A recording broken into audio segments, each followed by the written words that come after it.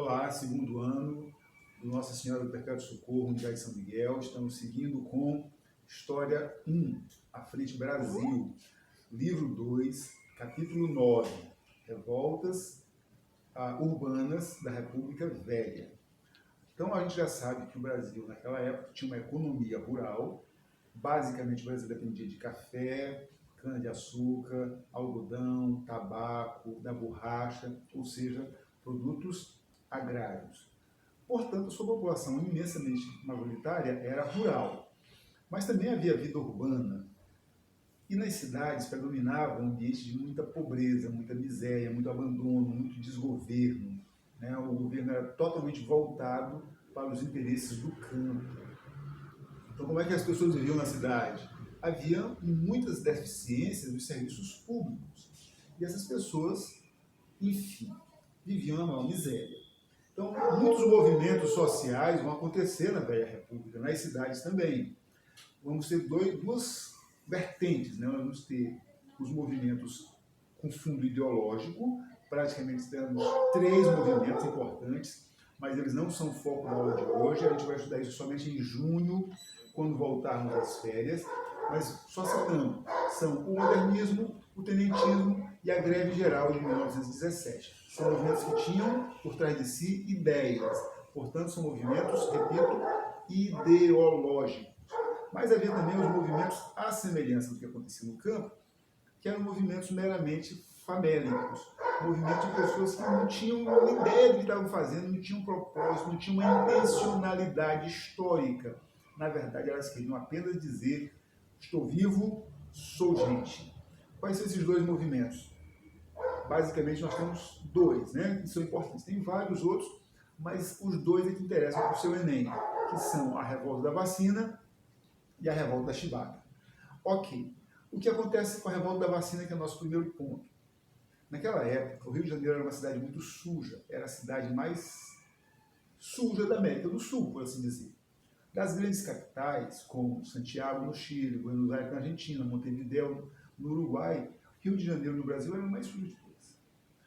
Havia algumas épocas do ano, quando esquentava muito a cidade, os ingleses que moravam aqui diziam que caía neve negra. Era de tanta mosca, a cidade ficava empretecida de moscas. Já pensou que coisa? Você não poder bocejar? Pois bem, aí eles resolveram, o governo resolveu urbanizar, modernizar a cidade.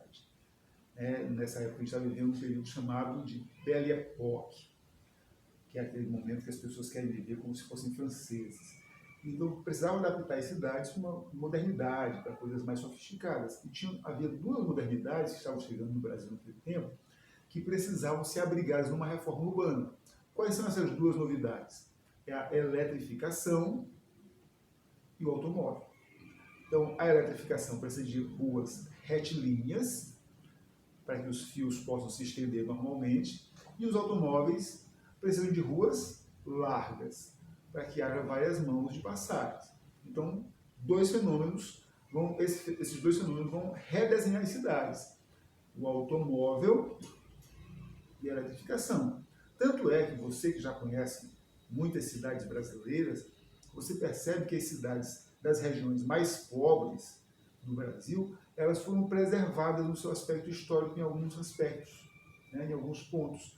As cidades mais pobres, como por exemplo São Luís, como por exemplo Belém, que teve um surto de riqueza, mas que não foi suficiente para atingir a cidade velha de Belém, mantiveram-se aquelas ruas estreitinhas, todas tortuosas, subindo e descendo bandeiras. Okay? São Luís, o Pelourinho em Salvador, a chamada Cidade Maurícia, lá em Recife, a Cidade Velha em Fortaleza, tudo isso ficou assim, com aquelas ruas ainda do tempo do século XIX. Mas as cidades se modernizaram mais cedo, como por exemplo Rio de Janeiro e São Paulo, eles tiveram alargamento das ruas e sua retificação, ficaram ruas retas e largas. Pois bem, acontece que para tornar uma rua reta, você precisava derrubar várias antigas construções que estavam ali. Ok? E nisso de derrubar essas construções, quem estava dentro dessas construções acabou sendo atingido.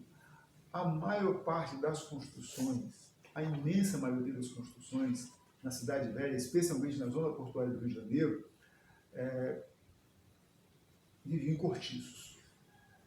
Um galpão de 1.000 metros quadrados, por exemplo, abrigava entre 80 e 100 famílias. Gente, 80 e 100 famílias por 1.000 metros. Dá menos de 10 metros por pessoa. Menos de 10 metros por pessoa. Mas cerca de 10 metros por pessoa, né? Na verdade é menos mesmo, né? 880 pessoas, daí 8.000 metros.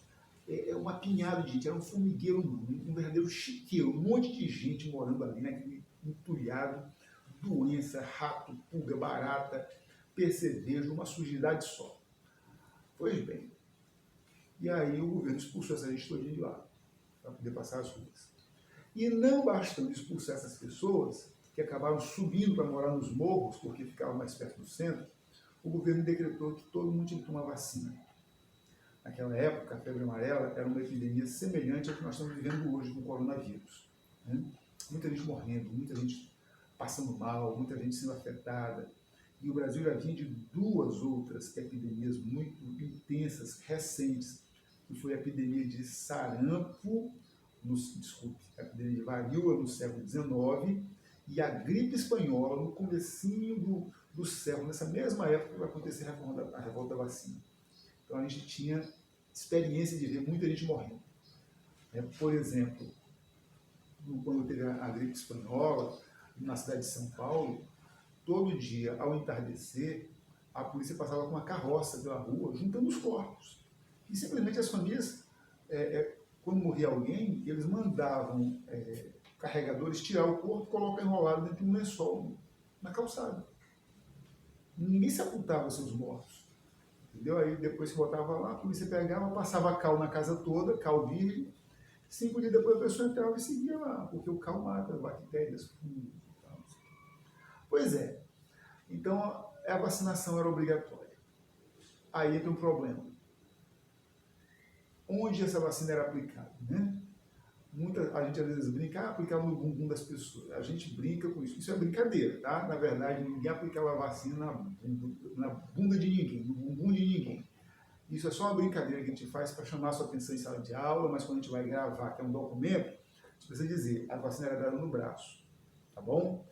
Porém, para você desnudar o braço das mulheres, você já deve ter visto em revistas, em filmes, novelas de época, os vestidos das mulheres tinham mangas. E não eram com esses tecidos elásticos que nós temos hoje, né? Então tinha aquele viés aqui e uma manga pompom. Como é que se tira o ombro da mulher para fora daqui?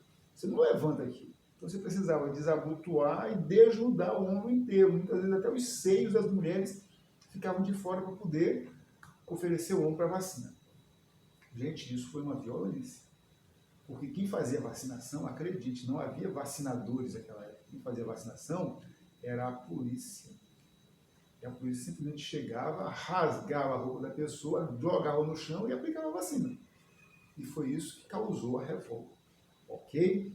Então, não tem um cunho ideológico, não tem um movimento de resistência ao governo dos coronéis, nada disso. É simplesmente para defender o seu direito de ser gente, de ser tratado como gente. Muito bem. Nesse mesmo período, nós temos a outra revolta, que é a revolta da chibata. O que aconteceu com a chibata? A gente já explicou isso para você na sala de aula. A Marinha brasileira, no começo do século XX, era a terceira marinha mais sofisticada do mundo. Só perdia para a Marinha da Inglaterra e para a Marinha da Rússia. Para você ter uma ideia, só na Segunda Guerra Mundial, em 1939, os Estados Unidos tiveram um navio mais poderoso do que o navio São Paulo, que era o principal navio da revolta da vacina, da revolta da chibata, que está no seu livro. Olha só, 20 anos depois o que aconteceu a revolta da chibata é que os Estados Unidos vão ter um navio do mesmo porte.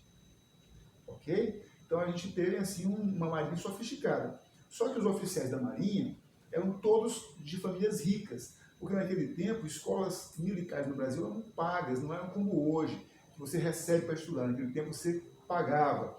E só quem tinha dinheiro para pagar para estudar em colégio naval eram famílias ricas.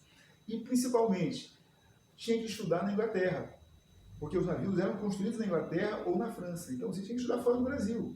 E quem custeava isso eram as famílias.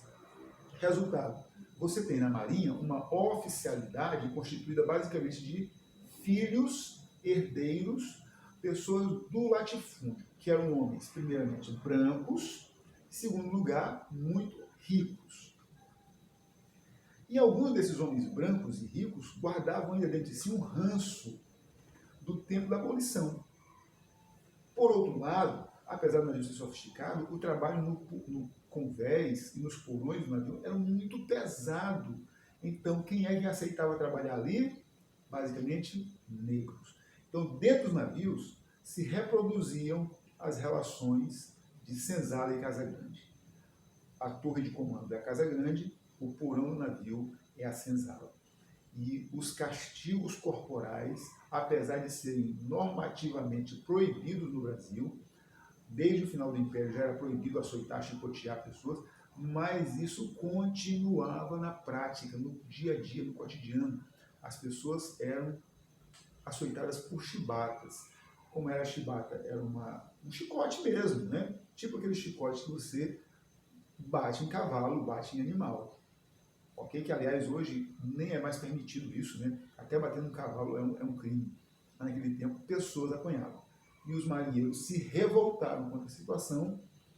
E o que é mais surpreendente é que um negro como João Cândido, que vai ganhar o cunha de almirante negro, apesar de analfabeto, não falar inglês, ele manobrou durante mais de 20 dias um navio que era um dos 3 navios mais poderosos do mundo naquela época.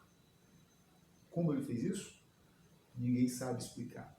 Ok? Então, são as duas revoltas, revolta chibata e revolta da vacina. As duas não têm cunho ideológico, são revoltas famélicas. Boas férias, aproveite como você puder.